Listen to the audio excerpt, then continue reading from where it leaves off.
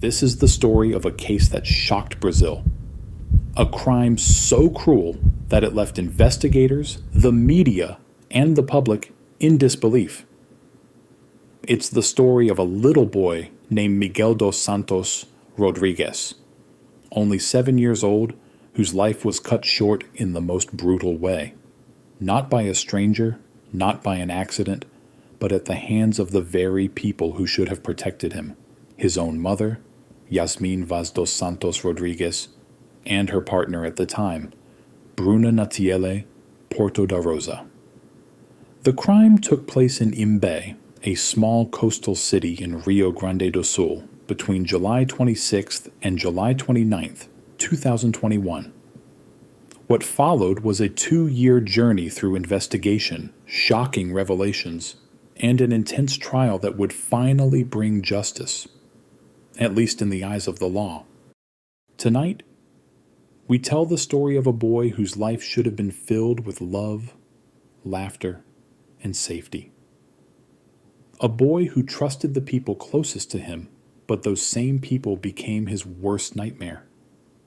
This is the story of Miguel dos Santos Rodrigues, 7 years old, bright, intelligent, innocent, and gone forever.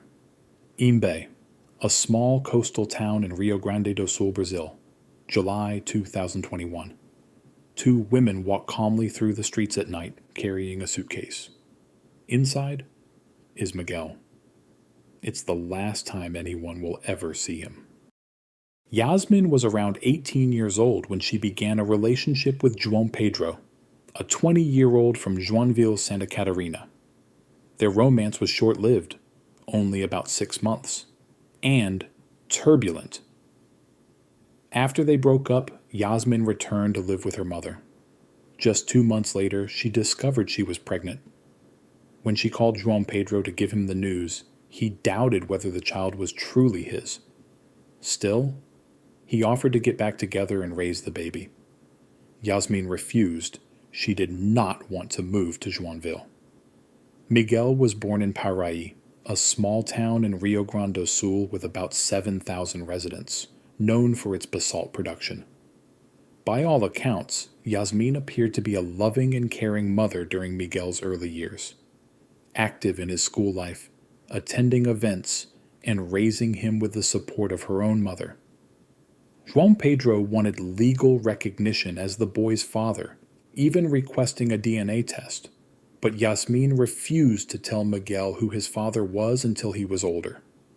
Without legal action, João Pedro played no active role in the child's life and never paid the child support. At the end of 2019 or early 2020, Yasmin met Bruna Natiele Porto da Rosa, and they began a romantic relationship. Bruna moved in with Yasmin, Miguel, and Yasmin's mother for a few months. Soon after, the couple decided to live on their own, taking Miguel with them. They moved several times, eventually settling in a pousada, a guest house, in Imbé in July 2020.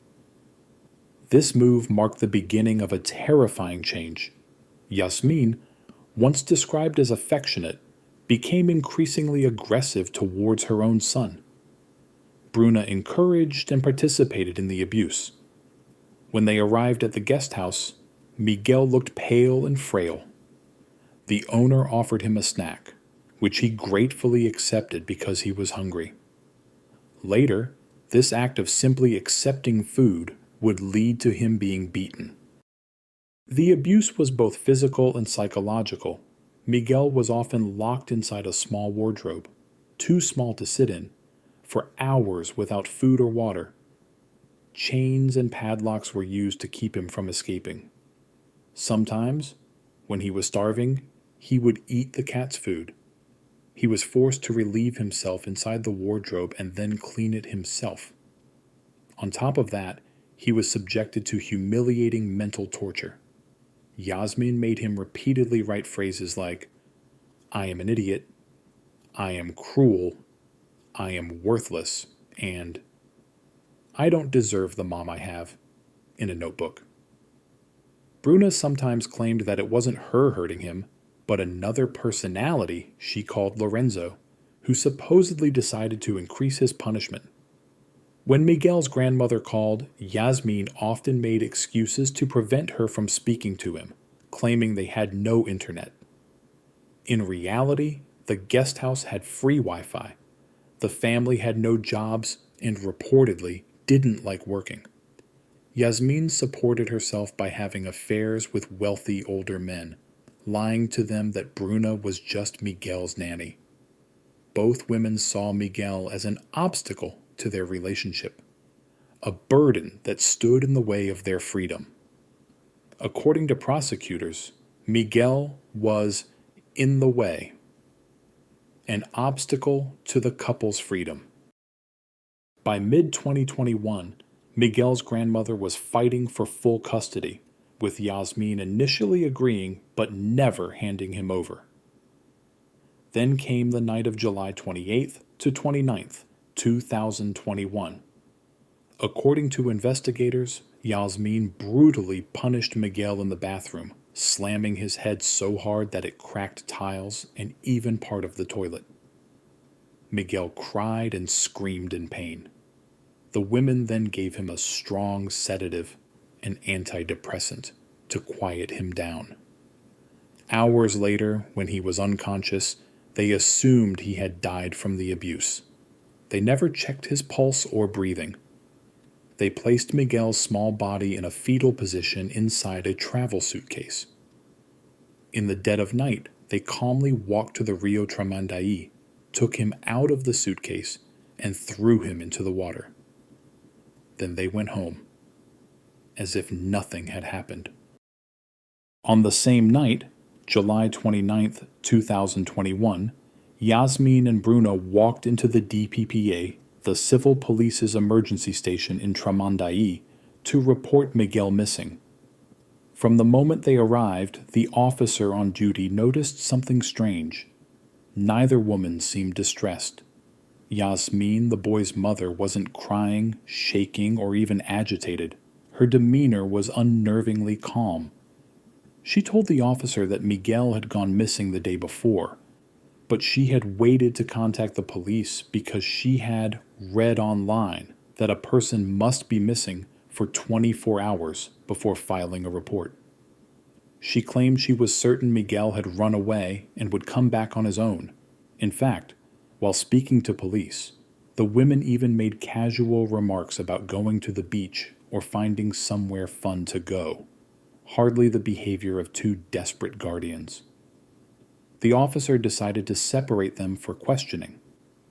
That's when Yasmin began pretending to have a mental breakdown, speaking nonsense, acting agitated, as if she had lost touch with reality. But under pressure from investigators, she confessed. She admitted to the abuse, admitted to putting Miguel in the suitcase, and admitted to throwing him into the river. She also said she wasn't sure if he was already dead at that moment. Bruna also confessed, but tried to shift all the blame to Yasmin, claiming she had only been involved in the psychological abuse and disposal of the body. The women's cell phones were seized, and the contents revealed damning evidence.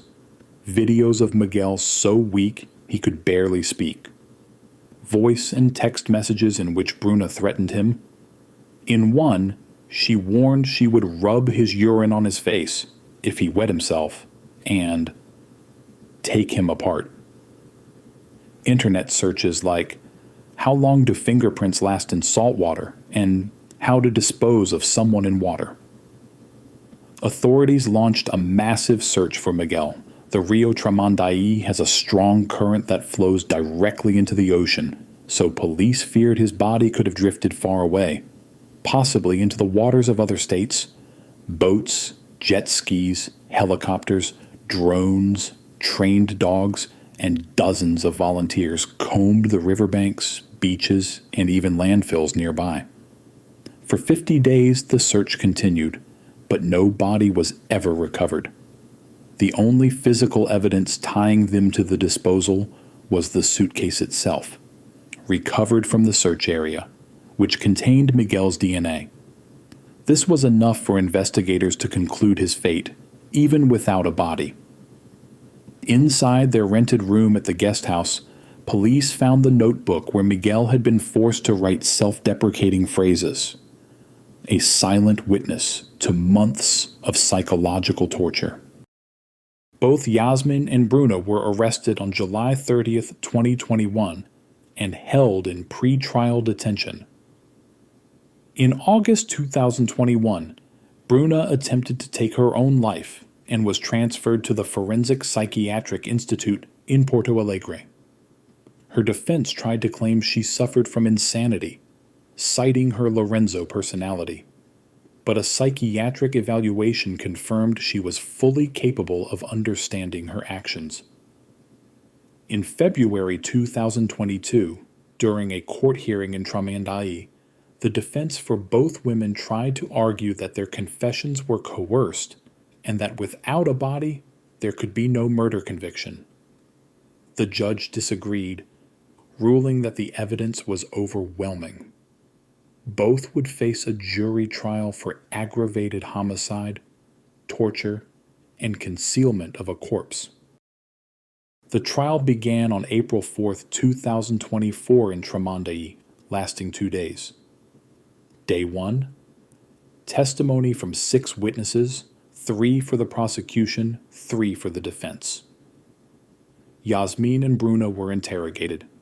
Yasmin cried, calling herself a monster and admitting she had given her son the sedative that night. Bruna admitted to psychological torture and helping dispose of the body. Day 2, closing arguments with rebuttals and surrebuttals. The prosecution, led by André Taruco and Karine Teixeira from the Public Ministry of Rio Grande do Sul, presented the evidence, videos, text messages, the suitcase, and the notebook. They played voice recordings of Bruna threatening Miguel and showed the exact wardrobe where he was imprisoned. Promoter Karine told the jury, "This was for Miguel, who tried to get help but was silenced. Now this child can finally rest."